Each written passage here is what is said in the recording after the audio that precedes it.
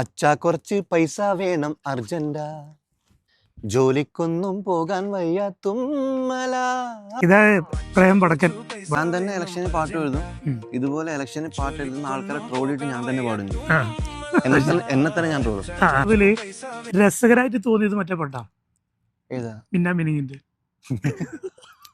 മിന്ന മിനിങ്ങിന്റെ പിന്നിൽ ബൾബ്, മിന്ന മിനിങ്ങിന്റെ പിന്നിൽ ബൾബ്, മിന്ന മിനിങ്ങിന്റെ ചന്തിൽ ബൾബ്, നല്ല 9 വാൾട്ടിന്റെ ബൾബ്, പിന്നെ ചന്ദ്രിക ചേച്ചിയുടെ ചതികൾ, പിന്നെ ചന്ദ്രിക ചേച്ചിയുടെ ചതികൾ, ഞാൻ അമ്പലമായാൽ നീ ആ തിരുമേ. ആ പാട്ടോടെ അത് വെച്ചാൽ ഒരു ചായക്കട, ഇതുപോലെ ഒരു ചായക്കടയിൽ വന്നിട്ട് ഒരു ബംഗാളി ചായ കുടിക്കാൻ വന്നപ്പോൾ അവർ തമ്മിൽ അടിയാവുന്നൊരു രംഗാണ്. പിന്നീട് അവർ സുഹൃത്തുക്കളാവും.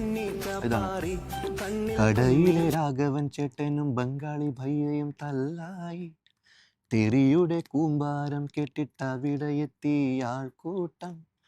ഇത്ര നല്ല ആളല്ലേ?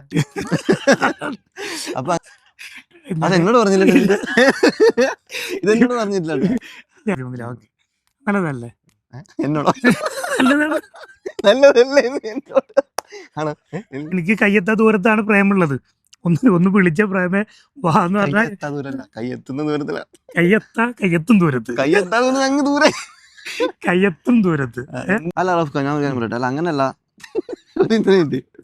ചക്ക വീണിട്ട് മൊയില് ചാവെന്ന് പറഞ്ഞിട്ടില്ല. അത് അങ്ങനെ സംഭവമുണ്ട്. പക്ഷെ പ്രേമിന്റെ കാര്യത്തിൽ അത് അങ്ങനല്ല.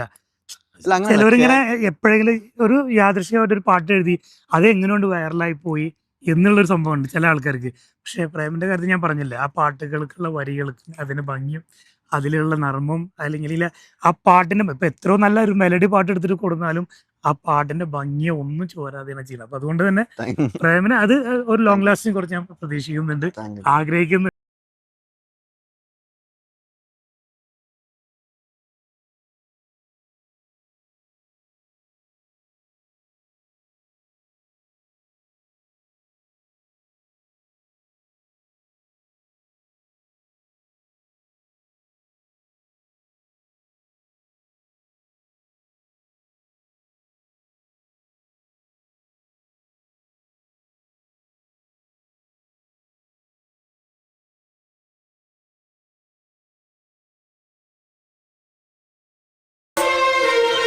ബംഗാളി ഭായിയെ നോക്കി പച്ചക്കച്ചനു ചൊല്ലിയ നേരം